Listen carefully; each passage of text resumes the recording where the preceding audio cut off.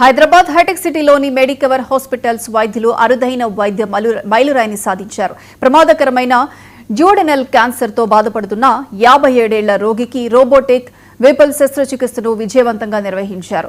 Doctor Manoj Kumar నేతృత్వంలో వైద్య బృందం లాప్రోస్కోపిక్ పద్ధతిలో క్యాన్సర్ గడ్డను తొలగించి రోబోటిక్ సాంకేతికతతో క్లిష్టమైన పునర్నిర్మాణ ప్రక్రియను పూర్తి చేశారు. ఈ అధునాతన విధానం వల్ల రోగికి తక్కువ రక్తస్రావం, తక్కువ నొప్పితో వేగంగా కోలుకున్నారని డాక్టర్ తెలిపారు. Manoj Kumar, consultant surgical gastroenterologist and robotic surgeon at Medicor Hospital, High-Tech City.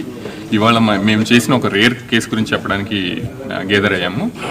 Sheikh Rabbani Pasha అనే పేషెంట్ మా దగ్గరికి రక్తహీనతతో వచ్చారు.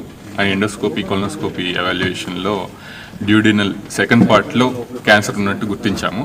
దాన్ని యూనిక్ విధానం అంటే లాప్రోస్కోపిక్ రిసెక్షన్ చేశాము. అలాగే రీకన్స్ట్రక్షన్ అనేది జాయిన్ చేసే ప్యాంక్రియాటిక్ డక్ట్కి, బైల్ డక్ట్కి, స్టమక్కి చిన్న పేగు జాయిన్ చేసేది మాత్రం రోబోటిక్లో చేశాము. ఈ అడ్వాంటేజెస్ చూసుకుంటే మేము లాప్రోస్కోపిక్లో ఉన్న రోబోటిక్లో ఉన్న రెండు విధానాలు ఉన్న అడ్వాంటేజెస్ని తీసుకొని ఈ అప్రోచ్ చేయడం జరిగింది.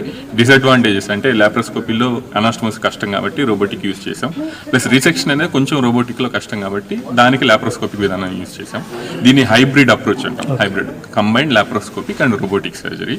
పేషెంట్ని ఒక 10 daysలో డిశ్చార్జ్ చేయడం జరిగింది. చాలా క్విక్గా రికవర్ అయ్యారు. He's doing very well. పుల్స్ సర్జరీ ఎవరిలో చేస్తామంటే ప్యాంక్రియాస్ హెడ్ క్యాన్సర్ ఉన్న వాళ్ళలో, డ్యూడినం సెకండ్ పార్ట్లో క్యాన్సర్ ఉన్న వాళ్ళలో, అలాగే bile duct distal part, distal cholangiocarcinoma, ఈ మూడు క్యాన్సర్లు కనుక ఉంటే వాళ్ళకి విపుల్స్ రిసెక్షన్ చేయాల్సి ఉంటుంది.